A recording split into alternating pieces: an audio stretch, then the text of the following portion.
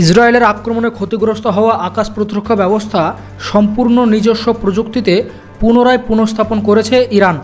দাবি করা হচ্ছে যে এই এয়ার ডিফেন্স সিস্টেম আগের থেকে অনেক গুণ বেশি শক্তিশালী, যা শত্রু দেশের যে কোনো বিমান হামলাকে খুব সহজেই প্রতিরোধ করতে সক্ষম হবে।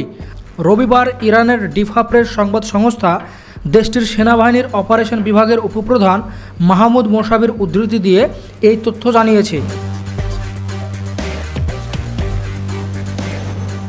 গত জুন মাসে 12 দিন ব্যাপী চলা সংঘর্ষে ইসরায়েলের বিমান বাহিনী ইরানের আকাশসীমায় আধিপত্য প্রতিষ্ঠা করে এবং দেশটির বিমান প্রতিরক্ষা ব্যবস্থার উপর কঠোর আঘাত হানে।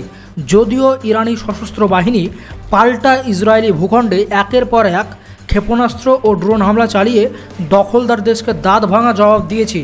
সেনাবাহিনীর উপপ্রধান মোসাভি আরও বলেন, আমাদের কিছু বিমান প্রতিরক্ষা ব্যবস্থা ক্ষতিগ্রস্ত হয়েছিল, এটি আমরা গোপন করছি না।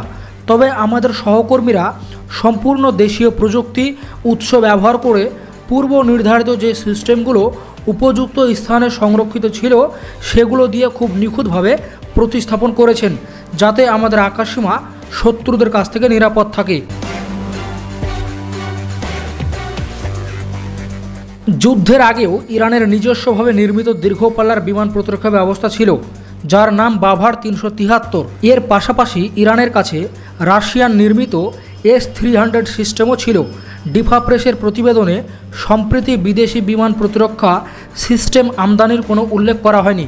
এর আগে গত অক্টোবর মাসে ইসরায়েল সীমিত আকারে ইরানের ক্ষেপণাস্ত্র কারখানাগুলোতে হামলা চালানোর পর ইরান পরে একটি সামরিক মহড়ায় রাশিয়ান নির্মিত বিমান প্রতিরক্ষা ব্যবস্থা প্রদর্শন করে দেখিয়েছিল যে তারা ওই হামলার ক্ষতি কাটিয়ে উঠেছে।